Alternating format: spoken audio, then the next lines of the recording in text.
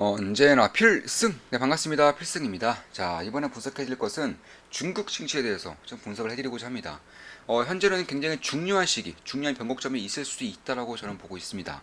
우리 멤버분들께도 이번 달 내내 좀 말씀드린 내용이지만, 사실 지금 같은 경우는 중국 증시에 대한 흐름, 혹은 시대의 변곡점, 스마트 자금들이 어디로 움직이는지, 특히나 주목할 점은 골드바, 실버바, 아니면 브라질, 중국, 이런 달러의 대척점에 있는 것들에 대한 흐름을 좀 눈여겨봐야 되는 시기가 저는 다가왔다라고 보고 있어요.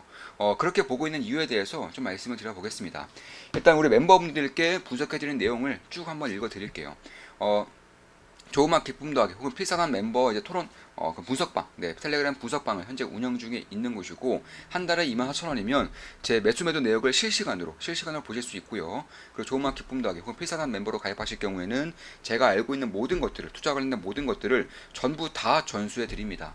특히 필승사단 멤버 같은 경우는 오프라인을 통해서도 제가 강의 자료 다 순수 만들어서 다 강의도 해드리고, 뒤풀이 때, 식사 시간 때 질의응답 시간을 가짐으로써 충분하게 증문 즉답을 통해서 충분하게 다 설명을 드리고 말씀을 드리고 있습니다. 지금 보시면, 그래서 이제 주식 투자에 대해서 좀 제대로 해보고 싶으신 분들은, 홀로 나가고 싶으신 분들은 조그만 기쁨 더하기 혹은 필사단 멤버로 오시면 되겠습니다. 자, 8월 5일에 제가 이런 글을 좀 분석해 드렸어요. 그 당시에 주가가 이제 뭐 코스닥, 코스피 10% 이상 하락했을 때였죠. 자, 오늘 하루만 보면 증시 역사에 남을 폭락이라고 할 수 있습니다.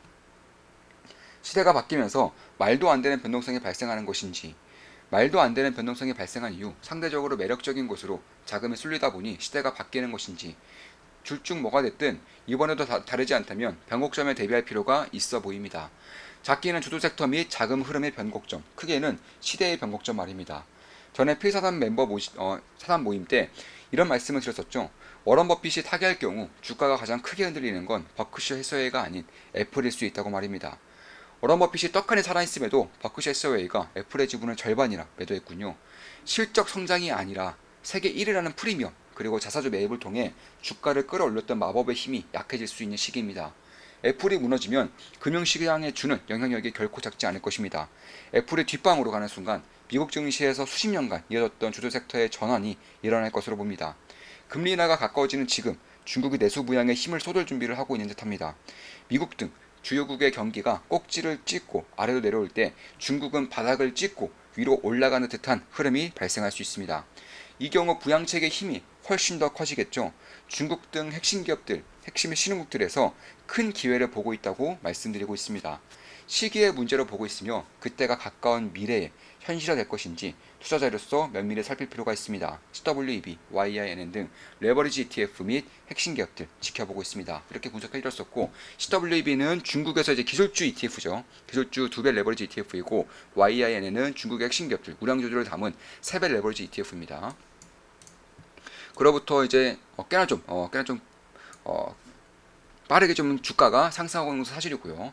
보시면 KWEB, 네, 중국의 기술주를 모아놓은 ETF이고, 이게 주봉이에요, 주봉. 지금 보시면 고점 대비해서 한 4분의 1 토막 정도 난 그런 상태인데, 최근에 반등이 어느 정도 있었음에도 불구하고 10% 이상의 반등이 발생하고 있음에도 불구하고 여전히 4분의 1 토막 정도 난 그런 주가를 형성하고 있는 것이고, 대부분의 기술주 매년마다 성장성이 30%, 20%, 40% 이렇게 나타나고 있는 기업들의 PER이 10 내외로 형성되어 있어요. 말도 안 되는 PER이라고 볼 수 있습니다. 미국 증시 대비해서는 말이죠. 왜냐면 미국 증시는 매년 성장률이 10%만 나오더라도 PER이 30이 넘는 경우가 상당히 많기 때문에 완전히 좀 반대된 그런 상황이라고 보시면 되겠습니다. 이런 가운데에서 만약에 시대의 변곡점이 생길 경우, 그러니까 저는 달러 약세가 진행되고 있다라고 꾸준히 말씀드렸었고 실제로 진행되고 있죠. 최근에 금값을 보시면 아실 수 있을 겁니다. 그런데 그뿐만이 아니라 이제 진정한 달러 약세, 핵심 원자재라던가 귀금속 대비한 달러 약세가 아니라 이제는 가짜 달러 약세까지, 그러니까 형식적인 달러 약세라고 하죠. 다른 통화 대비해서도 달러 약세가 진행될 경우, 특히나 위안화라던가 혹은 브라질의 헤이라, 이런 러시아의 루브라, 이런 달러 대비해서 이런 신흥국들의 통화가 강세로 전환될 경우에는 자금의 유입이 급속도로 발생할 수 있다는 거예요. 이런 것들을 염두에 둘 필요가 있다라는 것입니다. 지금 보시면 8월 12일에 이런 좀 분석을 해드렸어요. 이 당시에 기사가 이제 중국의 사치제, 예를 들어서 상하이의 고급 부동산이라던가 혹은 럭셔리 여행이라던가 럭셔리 자동차 이런 것들에 대한 소비가 올라오고 있다. 그러니까 달 기준으로 올라오고 있다. 이런 식의 기사가 있었었고, 그와 더불어서 생산자 물가 지수를 좀 보여드렸습니다. 현재 중국 같은 경우는 디플레이션이에요. 경기 침체형 디플레이션이라는 것입니다.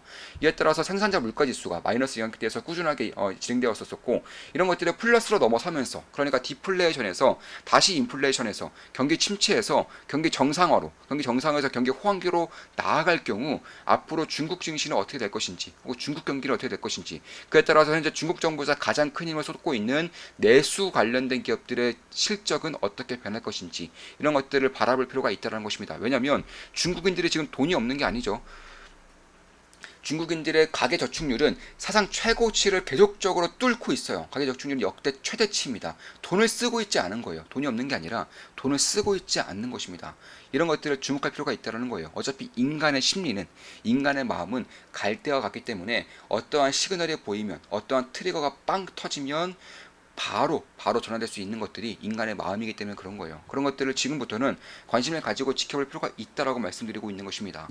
자, 필링사단 2강 보신 분들은 이 기사가 지닌 함의를 알 것입니다. 경기 침체에서 회복 단계에서 의미 있고 선행적인 시그널 중 하나가 부자들의 소비입니다. 고가 부동산 및 자동차, 럭셔리 여행, 명품 등이 대표적이죠. 어느덧 생산자 물가 지수의 플러스 전환을 앞두고 있습니다. 중국을 위시로 한 핵심 신흥국들의 커다란 기회를 보고 있다고 말씀드리고 있습니다. 중국 경제 및 증시의 턴어라운드를 면밀히 살피고 있습니다. CWEB, YIN 등 레버리지 ETF 및 핵심 기업들 지켜보고 있습니다. 자, 8월 16일에 또 분석해드렸어요. 이런 식으로 이번 달에만 분석해드린 글 중에서 좀 중국 관련돼서 이제 좀 보여드릴 만한 그런 글들만 지금 보여드리는 겁니다. 조그만 기쁨 더하기 회사장 멤버는 이 분석방에 입장하실 수가 있어요. 주식 투자를 제대로 하고 싶으신 분들은 고려해 보시기 바라겠습니다. 제가 알고 있는 모든 것들을 전부 다 전수해드리고 핵심적인 이슈들만, 핵심적인 섹터들만, 핵심 기업들만 지속적으로 말씀드리고 있습니다. 자, 채권시장 과열의 단국 통제 강화. 그러니까 중국에 대한 금융시장에 대한 인기가 전체적으로 다 없는 게 아니에요. 중국 채권은 역대급 인기를 고사하고 있습니다. 금리차, 미국과 중국의 금리차가, 미국 금리가 지속적으로 내려오고 있음에도 불구하고 중국 금리는 그보다 더 크게 내려오면서 여전히 미국과 중국의 금리 스프레드가 역대급으로 벌어져 있는 상황이에요. 그에 반해서 채권이 역대급으로 인기 있는 것에 반해서 증시 거래액은 4년 만에 최저입니다. 이거는 공포 수준을 넘어서서 무관심의 영역으로 들어온 지 꽤 되었다라고밖에 할 수 없는 그런 팩트라는 것입니다. 자, 중국 채권의 인기는 역사적인 수준이고 증시 소외 또한 역대급이군요. 중국의 심각한 경기 침체를 반영하는 것도 있겠지만 상황이 역전되는 것까지는 아닐지언정 조금의 반전 시그널만 보여도 자산시장에 크게 요동칠 수 있음을 염두에 둬야 하는 시기로 봅니다. 손익비 차원에서 큰 기회가 있는 영역으로 있는 것으로 판단합니다. 리스크는 작고 수익은 큰 지점일 수 있습니다. CWEB, YNN 등 레버리지 ETF 및 핵심 기업들 지켜보고 있습니다. 이렇게 좀 말씀드릴 수 있을 것 같고, 지금부터는 좀 주목할 필요가 있겠다. 투자자로서 지금부터는 뭐 감정 이런 거 다 집어치우고 그냥 자금, 내 투자금 관점으로만, 자본 관점으로만 좀 지켜볼 필요가 있다라고 저는 개인적으로 보고 있는 겁니다. 자, 8월 17일에 분석드린 글입니다.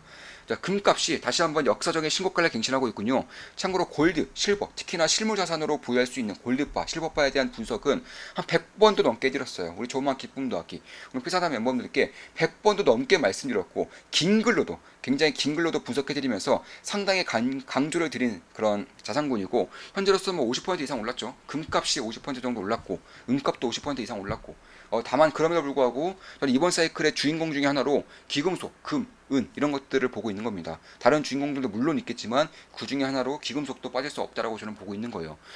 그에 대한 제 의견, 분석들을 예전부터 꾸준하게 해드렸고, 우리 멤버분들 중에 상당 부분은 이미 골드바와 실버바를 통해서 자산의 포트폴리오를 성공적으로 구축해 놓으셨을 것입니다.